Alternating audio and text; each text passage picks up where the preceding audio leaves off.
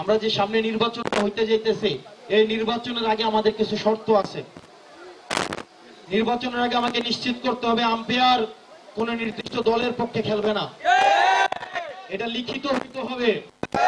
একটা ছেলে মেয়ের বিয়ে হওয়ার আগে যেভাবে লিখিত হয়, এটা রাষ্ট্র সংস্কার। এখানে লক্ষ লক্ষ হাজার হাজার মানুষের রক্ত জড়িত, এখানে কোনো মুখের কথায় আমরা বিশ্বাস করি না। এখানে সবকিছু লিখিত হইতে হবে, এগুলোর আইনগত ভিত্তি হইতে হবে, যাতে করে যদি কেউ নিয়ম ভাঙে তাকে যেন পরবর্তী প্রজন্ম তাকে যেন চোখে আঙুল দিয়ে তাকে ধরতে পারে। সুতরাং এই যে আলোচনা চলতেছে, এগুলো লিখিত নিয়ম লাগবে, নিয়ম কইরা এটা সবার পক্ষে যাক। এটা এটা এনসিপির পক্ষ, জামাতের পক্ষ, বিএনপির পক্ষ, কারো পক্ষ হওয়ার দরকার নাই, এটা বাংলাদেশের পক্ষে হোক।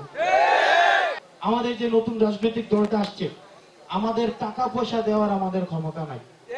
আজকে যে প্রোগ্রামটা করছি, উপরে আল্লাহ নিচে মাঠে, কিছুক্ষণ পরে আসার নামাজ পড়তে যাব, 10টা টাকাও আমি দিতে পারিনি। 10 টাকাও দিতে পারিনি।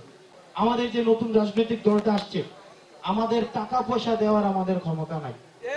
ভোট কিনতে আসে, তাকে সন্দেহের চোখে দেখেন, কারণ এই টাকাটা বাপের পকেট থেকে সে দিবে না, সে হচ্ছে চুরি করে আনবে, দুর্নীতি করে আনবে, সামারি করে আনবে, তারই দিয়ে আবার আরেকজন দুর্নীতি করবে, তখন আপনি কিচ্ছু করতে পারবেন না। সেজন্য আমি আপনাদেরকে আজকে বলে যাই, আমি হাসনাত আব্দুল্লাহ জাতীয় নাগরিক পার্টির দক্ষিণাঞ্চলের মুখ্য সংগঠক। আমি ঘোষণা দিতেছি আপনাদের সামনে, এখানে মুরব্বী আছে, দাদি আছে, চাচি আছে, মামা আছে, খালা আছে, আমার জন্মস্থান এখানে, আমি এখানে বড় হয়েছি। আমি দেবিদ্বার রিয়াজউদ্দিনে পড়াশোনা করছি, দেবিদ্বার বাজারের খাবার খাইছি, দেবিদ্বার বাজারের খরচ খাই বড় হয়েছি, স্কুলের পুকুরে সাঁতার কাটছি। এখানে এমন কোন গ্রাম নাই যেখানে আমি হেঁটে চলে বেড়াই নাই। এখানের আলো বাতাস আমি বড় হয়েছি।